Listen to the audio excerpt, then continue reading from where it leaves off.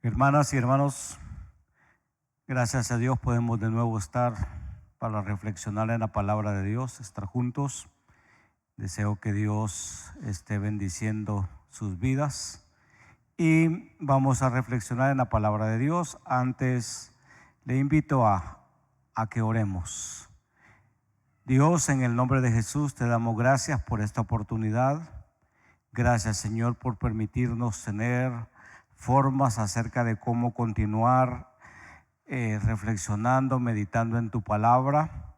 Gracias por la oportunidad que nos das de alimentarnos con ella, Señor.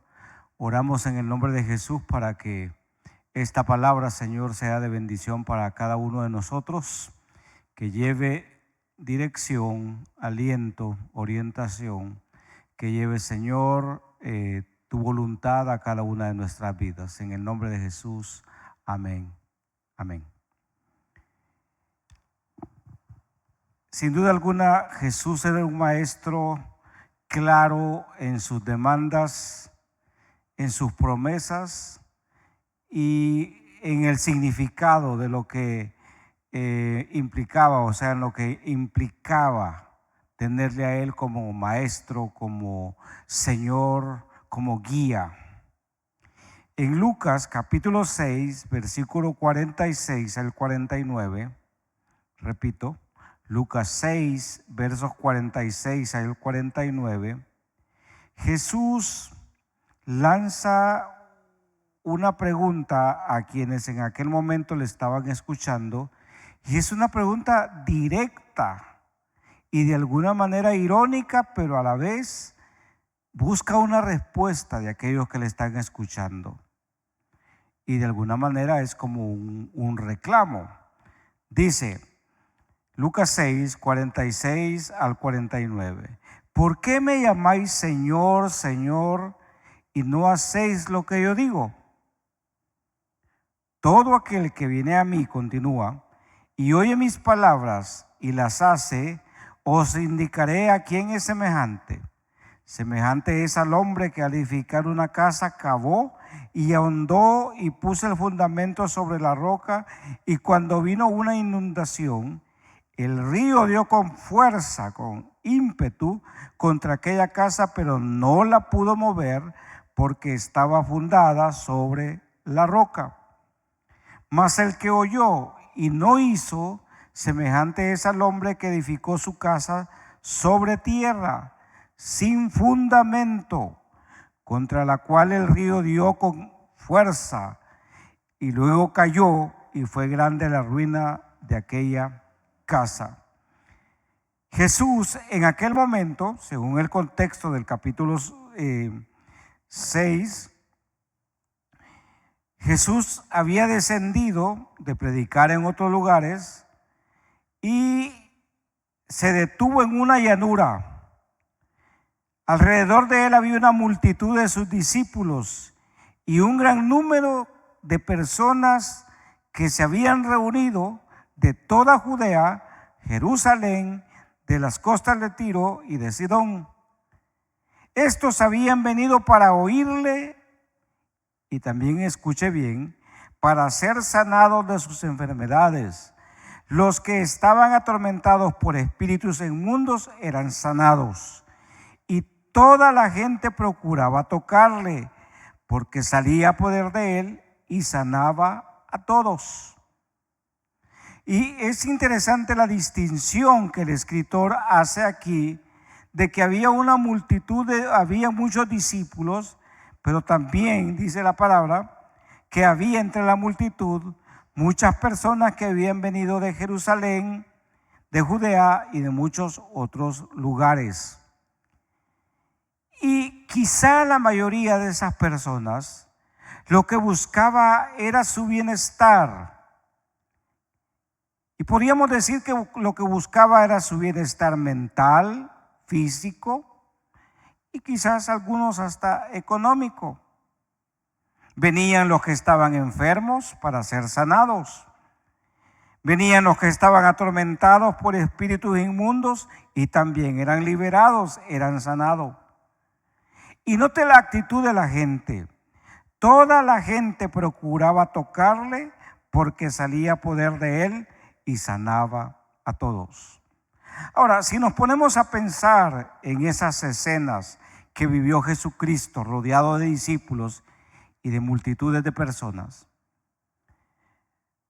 cabe hacerse una pregunta: ¿cuántos de esos que fueron liberados, sanados, que fueron testigos del poder de Jesús, decidieron hacerle a él el Señor?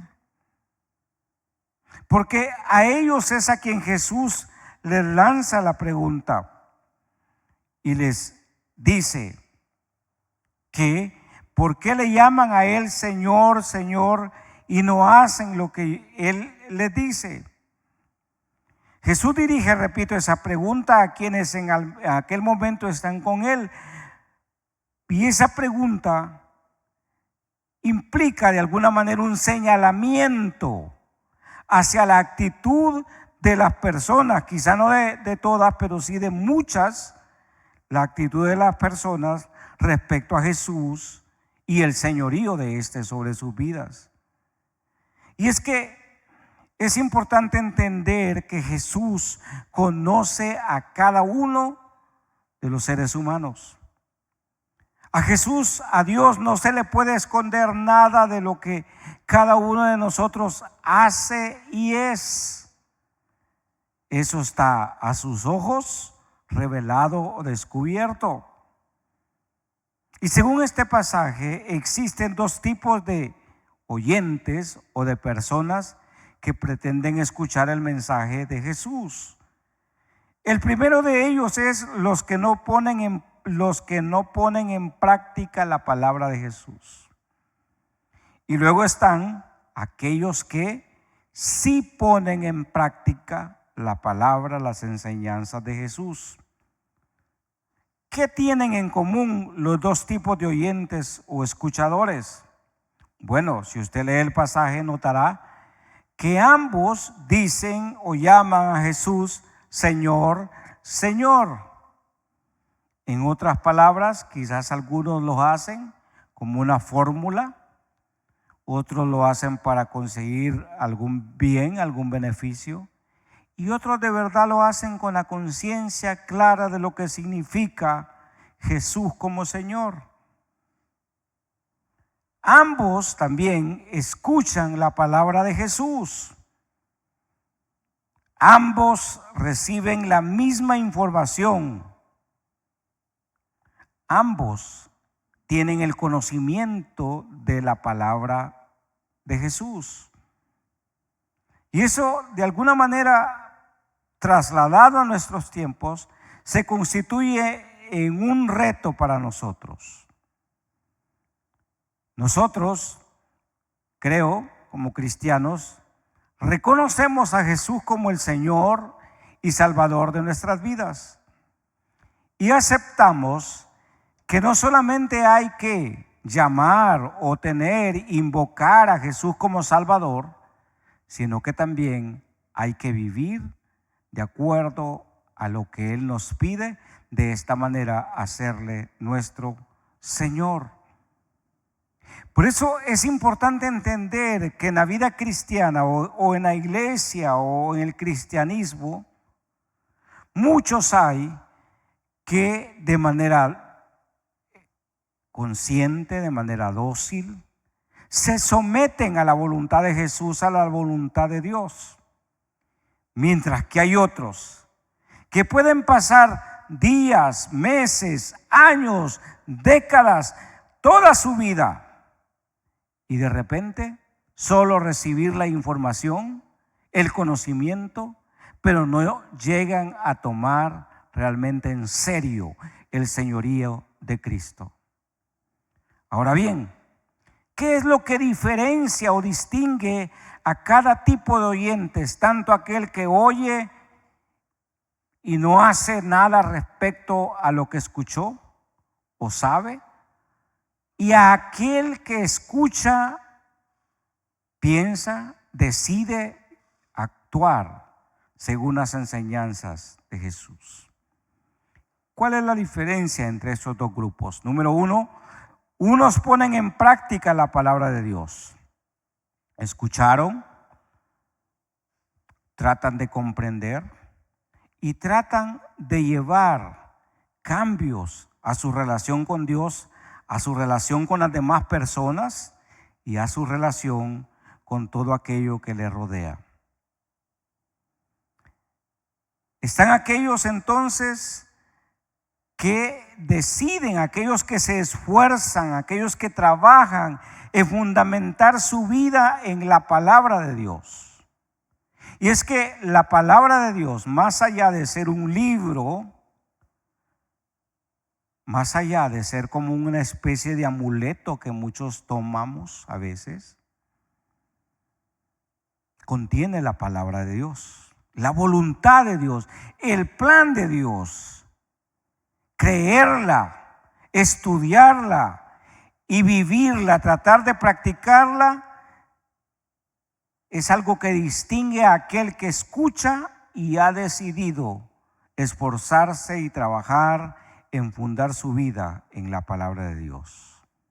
Ellos entonces ponen en práctica esa voluntad divina, deciden hacer de Jesús su Señor, deciden que Jesús les guíe, deciden que Jesús les ayude a decidir, deciden que Jesús incluso les ayude a pensar y a actuar conforme a ese señorío de Él.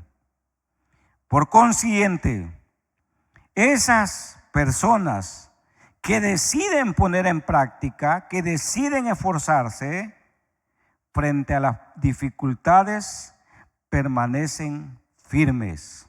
El pasaje que leímos nos refiere a ese tipo de personas. Dice la palabra de Dios que Jesús les dijo: les mostraré a qué es semejante todo aquel que viene a mí y oye mis palabras y las hace.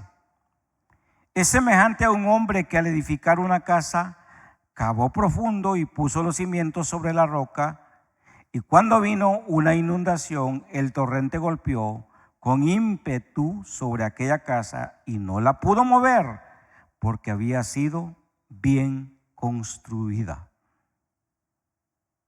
Resalta claramente el esfuerzo, el trabajo de esa persona que decidió invertir tiempo, energía, trabajo, esmero en cultivar, en hacer, en construir una vida espiritual, una vida cristiana sólida, que esté fundada en la obediencia, en la palabra, en Jesús mismo como fundamento. Claro que es evidente. Y lo ideal sería que todos hayamos decidido trabajar y ser de este grupo. Pero están aquellos también, otros que no ponen en práctica la palabra de Dios. Y como he dicho, pueden llamar a Jesús Señor, pueden tener el conocimiento de la palabra de Dios, pueden estudiar la palabra y tener argumentos para debatir, para argumentar y muchas otras cuestiones, pero no deciden poner en práctica. El conocimiento, entonces, la información no les afecta, no les importa, podríamos decir. Y deciden entonces conocer, informarse, pero dejar a un lado el señorío de Jesús en sus vidas. Lamentable, ¿no es cierto?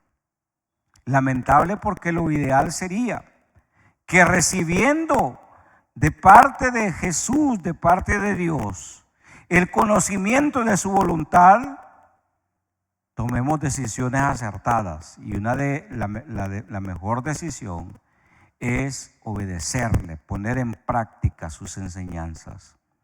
Estas personas quizás se esfuercen en leer, estudiar, conocer, pero no se esfuerzan, no trabajan realmente en la práctica de la palabra de Dios. Y porque es ahí donde encontramos el sometimiento de nuestras vidas, en la práctica, en la vivencia, en los actos, en los hechos, en las decisiones.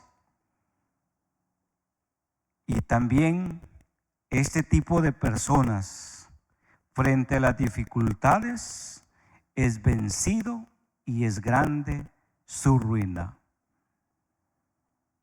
Difícil entender esto, pero así es.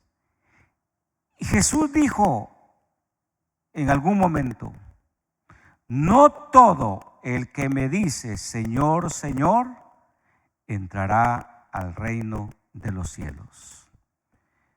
Este mes se ha llamado como tema central la edificando sobre la roca. No solo como iglesia, sino como individuos, como personalmente, debemos procurar tener solidez en nuestras vidas. Para eso es importante entender el señorío de Cristo en la vida, someterse a Él. Es importante tener el conocimiento de la voluntad de Dios, y ese conocimiento lo adquirimos en la palabra de Dios. Pero también, más que el conocimiento, es importante practicar lo que Él nos pide en su palabra. Que Dios entonces, hermanos y hermanas, nos permita construir sobre la roca. Que Jesús nos guíe a través del Espíritu Santo. Que la voluntad de Dios se manifieste en nuestras vidas, procurando cada día tener una vida sólida, una vida que permanezca en Él. Oramos, hermanos. Padre, en el nombre de Jesús, te invocamos y te pedimos que nos permitas entender ese señorío tuyo en nuestras vidas. Señorío, Señor, que no solo se convierta en conocimiento, en información, sino que también nos lleve a la práctica de tu voluntad. Padre, en el nombre de Jesús, bendice a la iglesia. Bendice, Señor, a aquellos que están pasando problemas y dificultades. Que su vida, que su fe, que su esperanza, Señor, esté puesta en la roca. Que esté puesta, Señor, en ti, en la práctica de tu palabra. Padre, en el nombre de Jesús, al que está enfermo, al que está con problemas, al que tiene necesidades materiales, Señor, provéele, dale salud, dale tu dirección, Padre. Bendice a cada uno de la iglesia, a los que vamos a escuchar esta reflexión. Te lo pedimos en el nombre de Jesús. Amén. Amén.